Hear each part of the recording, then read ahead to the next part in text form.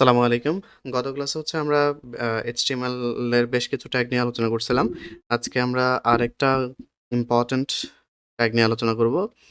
মূলত আমরা আজকে টেবিল ট্যাগ নিয়ে আলোচনা করব। আমরা মূলত আজকে HTML এ ট্যাগ ইউজ করে একটা টেবিল তৈরি করার চেষ্টা করব। তো HTML এ টেবিল তৈরি করার ক্ষেত্রে সর্বপ্রথম আমরা যেই ট্যাগটা দিয়ে শুরু করতে হবে সেটার নাম হচ্ছে টেবিল ট্যাগ। এই টেবিল ট্যাগের ভিতরেই আমারা আমাদের টেবিলের রো এবং কলাম তৈরি করব। এক্ষেত্রে আমরা এখানে একটা বিয়ার ট্যাগ দিয়ে নেই। বিয়ার ট্যাগ দিয়ে নিলাম। আর এখানে আমরা একটা টেবিলের ক্যাপশন এড করে দিই। সরি, ক্যাপশন, অথবা আমরা একটা H3 ইউজ করতে পারি। H3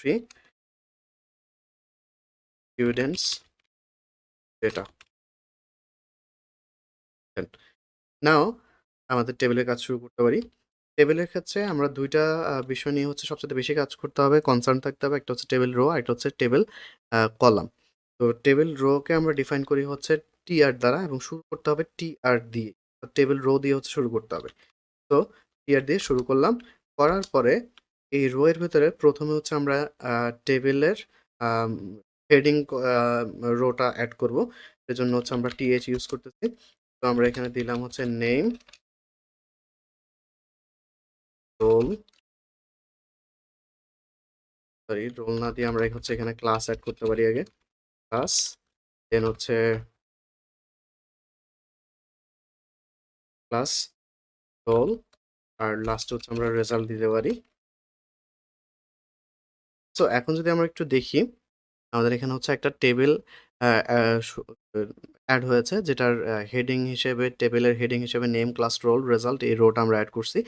এখন এই টেবিলে ১ম আমরা একটা বর্ডার দিয়ে নেই। টেবিলের বর্ডারের জন্য আমরা বর্ডার অ্যাট্রিবিউট এড করব।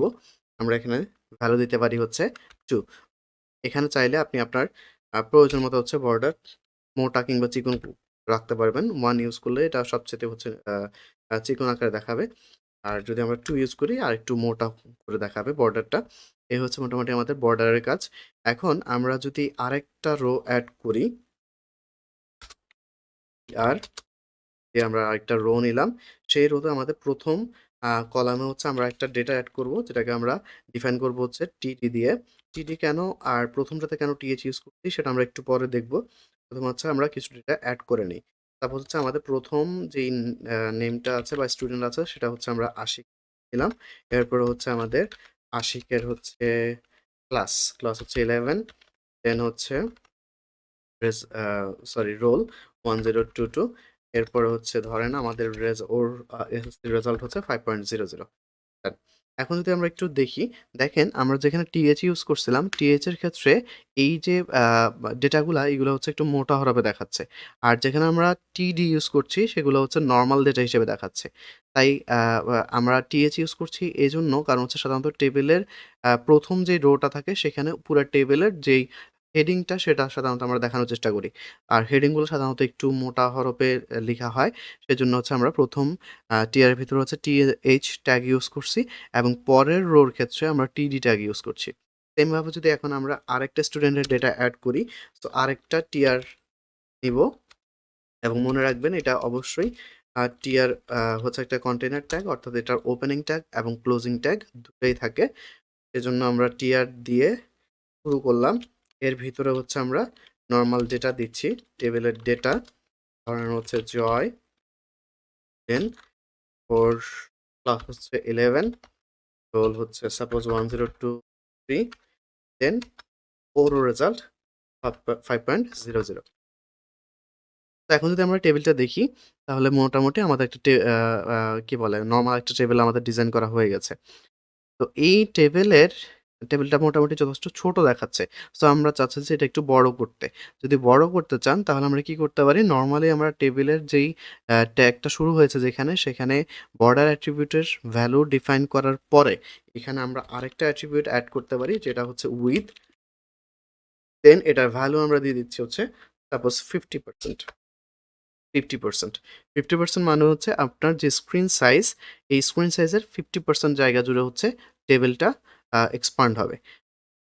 যেমন দেখেন, আমি যদি এটা একটু বড় করি, তাহলে এটা মোটামুটি স্ক্রিনের 50% জায়গা জুড়ে টেবিলটা শো করছে।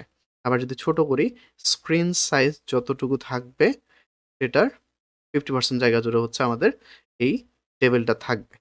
আবার যদি আপনি চান যে না আপনি 100% অর্থাৎ পুরাটা জুড়ে দেখাতে চাচ্ছেন তাহলে আপনি উইথ 100% করে দিতে পারেন। ডান। এখন আমরা এখানে আরেকটা বিষয় দেখি। দেখেন আমাদের এই যে রেজাল্টটা আছে এই 5.00 আশিকের এবং জয়েরও রেজাল্ট 5.00। সো আমরা এখানে কি করতে পারি? আমরা হচ্ছে এই 5.00 যদি একবার লিখা যায় তাহলে সুবিধা হয়। যে তাহলে আমরা বুঝবো যে ২ জনেরই রেজাল্ট হচ্ছে 5.00। এক্ষেত্রে আমরা কি করতে পারি? এখানে একটু খেয়াল করেন 5.00 হচ্ছে এই রোতে আছে। ১ম রোতে আছে।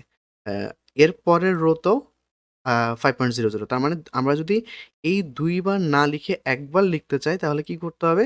এই রোটা ১ম এই যে এই রোটা এবং হচ্ছে এই রোটা ২ টাকে কি বলে? অ্যাডজাস্ট করে দিতে হবে। তো এই ক্ষেত্রে আমরা যেহেতু রো অ্যাডজাস্ট করছি, সেক্ষেত্রে আমরা এখানে এই যে এখানে এসে অর্থাৎ আমাদের ১ম যে রেজাল্টটা আছে 5.00 সেটার টিডিতে ঢুকে টেবিল ডেটাতে ঢুকে আমরা বলব যে টি সরি টিডি রো স্প্যান, রো স্প্যান 2 দেন আমরা যদি একটু দেখি, আমাদের এই ক্ষেত্রে কি হইল? আমাদের ২ এখানে একটু হচ্ছে ডিফারেন্ট দেখাচ্ছে। কারণ আমাদের এই ক্ষেত্রে আমরা যেহেতু একসাথে করে দিয়েছি, সো সেক্ষেত্রে আমাদের এই আস কি বলে? জয়ের যে রেজাল্টটা, সেটা আর আমাদের দরকার নেই। আমরা এটাকে কমেন্ট আউট করে দিলাম। এখন দেখেন আমাদের ২ টা রেজাল্ট একসাথে দেখাচ্ছে। সো এই ক্ষেত্রে আমরা যে কাজটা করলাম সেটা হচ্ছে মূলত আমরা ২ টা রোকে একত্রিত করে ফেলছি। যেটাকে আমরা বলি হচ্ছে রো স্প্যান। তার মানে আমাদের ২ টাকে যদি একত্রিত করতে হয় ২ টা রোকে তাহলে সেক্ষেত্রে আমরা ইউজ করব হচ্ছে রো স্প্যান। সেম ভাবে আপনি যদি ২ টা কলামকে একত্রিত করতে চান তাহলে সেই ক্ষেত্রে আমরা করব হচ্ছে কল স্প্যান। কল স্প্যান এক্সাম্পলটা আমরা একটু পরে দেখব। তার আগে আমরা একটা কাজ করি, আমাদের এই যে টেবিলের ভিতরের এই রো এর ডেটাগুলা আছে, এগুলাকে আমরা মিডল অ্যালাইনমেন্ট এ নিয়ে আসি। ধরেন মিডল অ্যালাইনমেন্ট এ যদি আমরা আনতে চাই, তাহলে আমরা প্রত্যেকটা কি বলে? টেবিল ডেটার ভিতরে ঢুকবো, ঢুকে আমরা একটা অ্যাট্রিবিউট নিবো।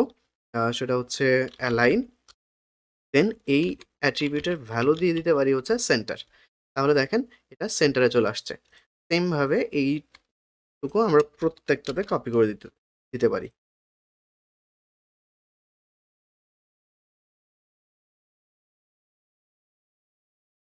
প্রত্যেকটা সিলেক্ট করলাম, দেন আমরা পেস্ট করে দিচ্ছি। তো দেখেন আমাদের প্রত্যেকটাই হচ্ছে মিডল অ্যালাইনমেন্টে চলে আসছে। সো এই হচ্ছে আমাদের আ একটা টেবিলের বেসিক কিছু স্ট্রাকচার।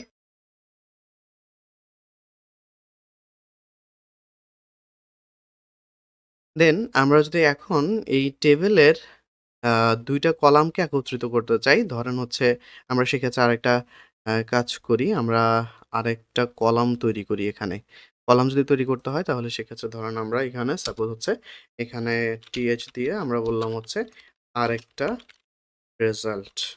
আমরা এটা হচ্ছে রেজাল্ট ২ টা নিচ্ছি শুধুমাত্র আমরা ২ টা কলামকে কিভাবে একত্র করতে পারি সেটা বুঝার জন্য। সো আমরা এখানে এইটার আরেকটা কলাম এড করব। ধরেন হচ্ছে টিটি, দেন এটা হচ্ছে সেম ভাবে 5.00 এটার ক্ষেত্রেও কি 5.00 তাহলে দেখেন আমাদের এই ২ টা এই যে এই কলামটাও রেজাল্টের, এই কলামটাও হচ্ছে রেজাল্টের। সো সেক্ষেত্রে আমরা কি করতে পারি?